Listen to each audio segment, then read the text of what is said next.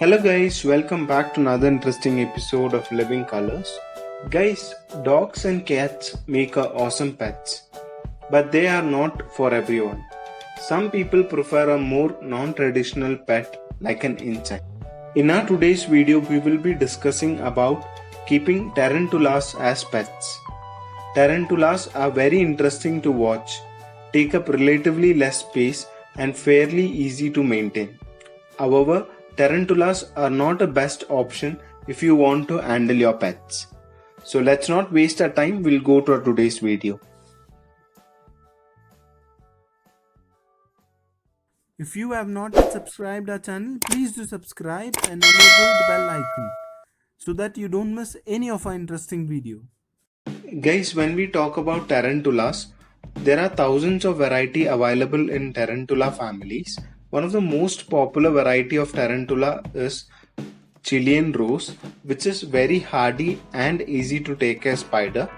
This Chilean rose are native to Chile. Guys, unlike other pets, spiders are not a social creatures. So it is highly recommended to place them individually in a container rather than keeping them in pair or in group.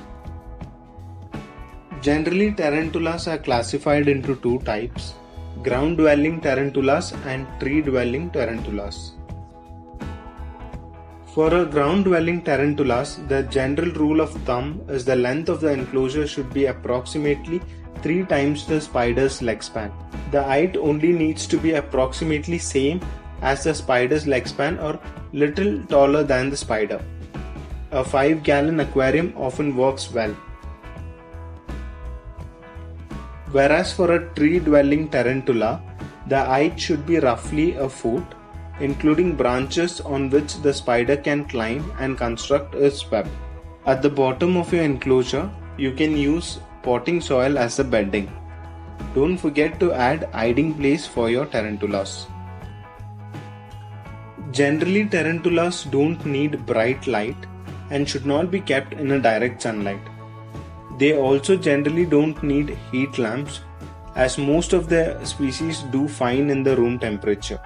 However, some species require high humidity level, which can be easily maintained by spraying water frequently.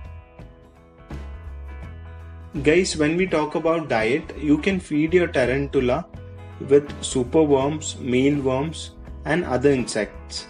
Large tarantulas can also be given pinky mice and small lizards. Adult tarantulas can be fed roughly once a week, while the juveniles can be fed every day or two.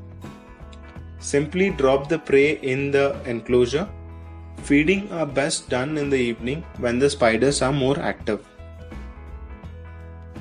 A small dish of fresh water should be provided at all time. It should be very shallow to prevent drowning of your spider. You can place some pebbles inside the dish to give the spider something to climb out on as a precaution. The biggest threat to tarantulas is the chance of being dropped or falling from a great height. A fall can cause a serious injury such as damage to abdomen, which can lead to death. So make sure the enclosure is secure and be cautious if you do handle your spider. Dehydration is another common problem for tarantulas, especially if their enclosure is not humid enough. Consult the experts for the recommendation on the best humidity level for your spider. Guys, spiders undergo molting process like snakes shed their skin while growing. Spider grows to a large size by shedding its old exoskeletons and producing a new one. It is not recommended to feed the spider during molting process, which can take several days. Live prey can injure the spiders, which is a new exoskeleton is hardening. In addition to this, spiders should never be handled during molting process.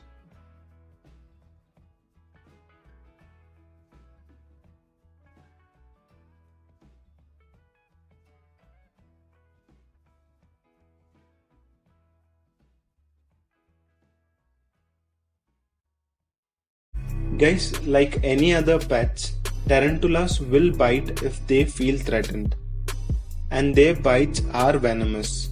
A few species that are usually aren't kept as pets have venom that can make people extremely sick or kill them. But most of the tarantula species, the toxicity of the venom is much like to a bee. Another concern with handling tarantulas are the skin irritation which are caused because of the small hair in their abdomens. If the spider feels threatened, the spider often releases their hair, which can cause skin itching and irritation. Plus, if this hair gets into your eyes, they can even cause infection. So be careful not to rub your eyes while doing anything with the spider and its enclosure, and also remember to wash your hand after contact with your spider. Moreover, do not allow children and other pets to come near in contact with your tarantula. Guys, tarantulas are legal to be kept as pet. There are many pet stores which sells tarantula. But if you can try to get one from a reputed breeder or a rescue group, that will be the best one. You will have a better idea of the creature's health history. As I told you earlier, there are certain varieties of tarantulas which can be highly venomous. So it is always recommended to know the species of tarantula that you are getting as pet.